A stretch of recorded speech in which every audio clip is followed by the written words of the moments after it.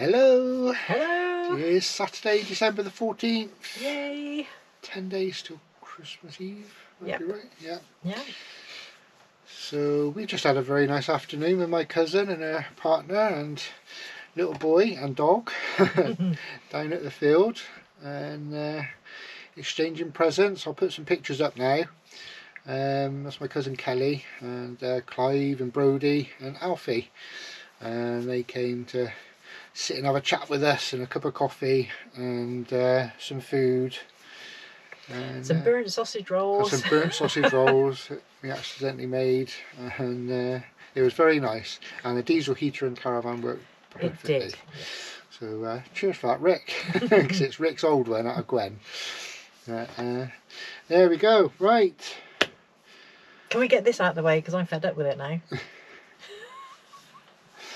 I'm really not happy with this advent calendar. go on then, you do yours. He hasn't complained. He should complain. 14. Is there anything behind it? Do we care? There's one piece missing, and it is Oh, it's another bit of the Christmas tree. Yeah. You watch, it'll be the middle bit of the Christmas tree that's missing. it's the bottom. And we won't be able to have it. It's the bottom bit, actually. So. I checked. The bottom bit of the Christmas tree's missing. You got the bowl of water, but you haven't got the bottom bit. You might be able to shove it in. Next. Now I went through, like when I was going through it last night, I was thinking it's okay, but I wonder what piece is missing. That's what I was looking at, what piece is missing. So I went on YouTube, and there's an American lady doing her Christmas vacation calendar that looks exactly the same as that, but the pieces are a lot bigger. And I'll show you an example now, and yeah, those I've got a duff one. Those pieces haven't got much detail in up to the one she had, so I think there are many different versions of that calendar. I've got the Chinese copy. She hasn't got the worst one, because the worst one is an advent calendar. The what do you call it, perspex cutouts with stickers on, so you didn't get that. Although they might have had a bit more detail. Yeah, so let's gloss over that and get on to this. So, December the 14th. There we go. So we get into the cabin, and on the floor is a big button saying "Do not press." Do you reckon Damon pressed it? I pressed it straight away and fell down a trap door. So it says basically you've got to wait, and it'll make you wait for 25 minutes, and then it'll say well done for waiting, but you're going to fall down the trapdoor anyway. So down the trapdoor I fell. But anyway, I'll read the page. Guided by the urgency to find Santa Claus, you burst into the house. Your heart is pounding, adrenaline pulsing through your veins as you cross the threshold, ready to face any danger. But what you discover leaves you stunned. The living room is completely empty. No furniture, no decorations, not the slightest trace of life. The contrast between your dramatic entrance and the striking emptiness of the room is almost comical. As the exact centre of this bare living room, an incongruous object immediately catches your attention. How in the world did I know how to say that? I don't think I've ever said that in my life. A simple button sits on the middle of the room like a silent provocation. Do not press. Your mind races. Is it a trap, a test, the key to finding Santa Claus, Father Christmas? The mystery deepens and you find yourself faced with a difficult dilemma. Respect the warning or succumb to temptation. And there's a little QR code there. You press that and there's just a picture of the button saying do not press. So I pressed it and fell down the trapdoor, so it reset, and then I waited, and it was after 25 minutes it said well done for waiting, but you're going to fall down the trapdoor anyway. So that's what happened. So we go on to page 2 and you fall. There's the picture. There's an icy cavern. So it says, you couldn't resist the temptation. How did it know? Despite the clear warning inscribed on the button, your curiosity and desire to progress in your quest to save Father Christmas took over. With a decisive gesture, you press the button. Instantly, you realise your mistake. The floor beneath your feet suddenly opens, revealing a dark and deep shaft. Before you can even react, you're sucked into the darkness. You fall for what seems like an eternity, sliding along a narrow and winding tunnel. Finally, your fall ends when you land heavily on a hard, cold floor. Dazed and disorientated, you struggle to your feet, trying to regain your senses. Your eyes slowly adapt to the darkness surrounding you. You now find yourself in a vast underground cavern, far from the surface and the comfort of the snowy village. The air is damp, icy, and distant echoes resonate in the darkness. You realise that you fall into a trap, probably designed by those who kidnapped Father Christmas. So, like 6 pages this one. So, I'll read this bit to you. As you explore the icy depths of the underground cavern, you suddenly come face to face with a strange small door. Your heart leaps when you read the inscription engraved on it. Christmas fans. There's the door.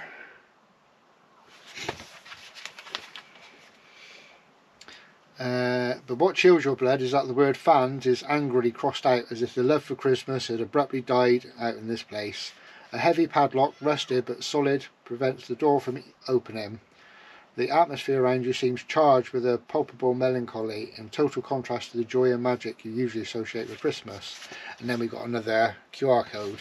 So you press the QR code and you've got a 2-digit padlock code. So obviously the first one I put in was 25 and it opened it straight away.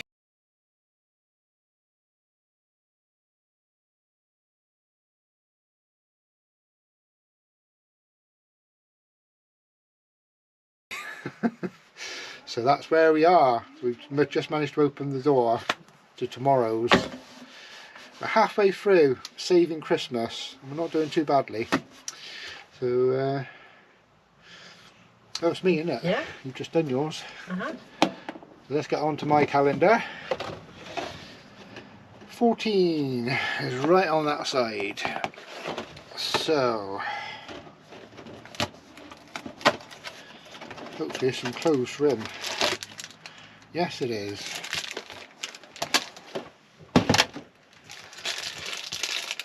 So we got a hat,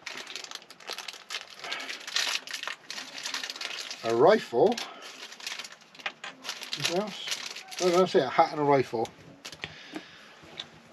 Stick those on him quickly. It's cold, we haven't had tea, and I need to edit this video. Oh, I think his hair moved then. Oh no, it was his head. Here's his hat. How would he hold his rifle? Like that. Shooting in the air. There we go. So he's got a shot. Actually, how's he holding it in the thing? That doesn't look right. Yeah. Oh, in there. Oh, hang on. No, it's in there, isn't it? Oh, he's holding it by the grip. Right, we did that wrong. He's holding it like that. And we can't show you that scene yet because we've not started it. So there we go. I like these figures. I think they're really good. They're like Lego figures on steroids, aren't they? Aren't they? Like huge Lego figures. It's lasted a long time Playmobil, hasn't it? Yeah. I remember it being around when I was a kid, so. I do like the Playmobil stuff. I never had any when I was a kid, but yeah. Not that I remember anyway. There's more detail in that than there is in your figures. There certainly is. Right. So, the quote yesterday, you all got it right. It was Home Alone. I didn't actually bring the piece of paper. I don't know what I did with the piece of paper from yesterday, but it was something like, yes, we're all here. Yeah. So how many people? Yes, it was when they were going to the airport and they were counting and they accidentally counted postman or something or other, wasn't it? So yeah, well done. Who got it right? So Chris Isla Jude, that's a new one on me. Yeah, they've been watching for years. I know, but not commenting lately. Oh, this time. Yeah. Naughty. So, Tim Harrison and Pippa got it right. So well done. yeah, well done. So today's quote. Well, it's Christmas Eve. Good deeds count for extra tonight.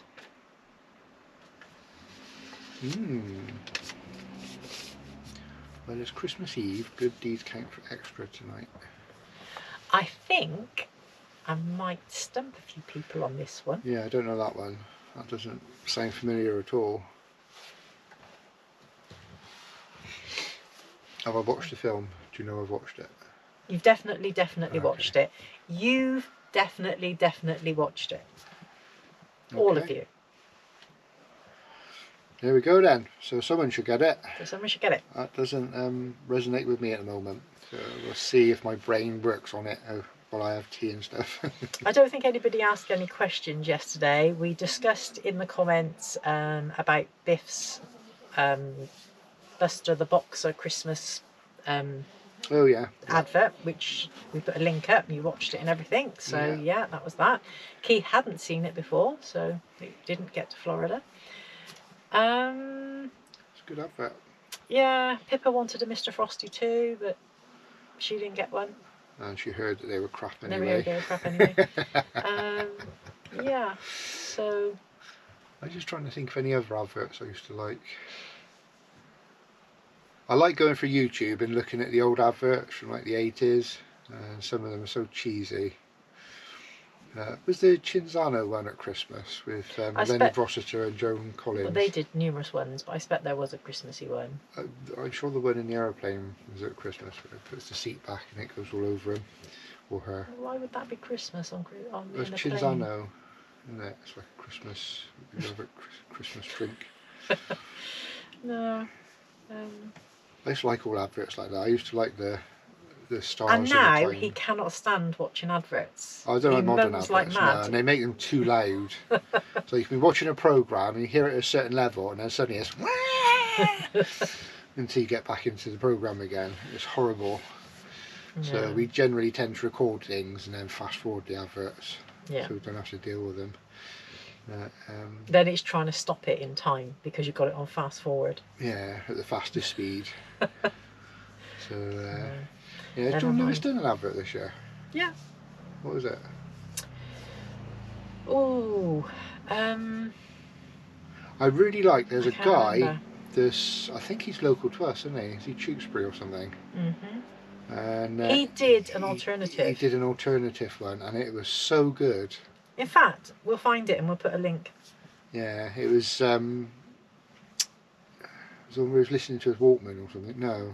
Yeah, don't talk about it. Yeah, put a link. I'll put a link. Because I think he's a local filmmaker. I think he's based around Tewkesbury somewhere. Definitely. And that was brilliant. Everyone said it was the year that John Lewis did a really crap Christmas thing, and they said that his should have been John Lewis's. Was that the Man in the Moon one? I was thinking Man in the Moon, yeah. Yeah, I think that was the Man in the Moon one. But it was a really crap John Lewis one, and they all said his should have been. That really resonated with me. Yes. It's very good, but we'll put a link. Very good, yeah. Okay then, I think that's it. We shall see you tomorrow. Go get some tea. They're probably all out on a Saturday night anyway. They probably are. Just before Christmas, celebrating. They'll be waking up with hangovers in the morning and putting our video on. Yeah. Right, let's go and have some tea. Yes, okay then. We'll see you tomorrow. Bye. Love you. Bye.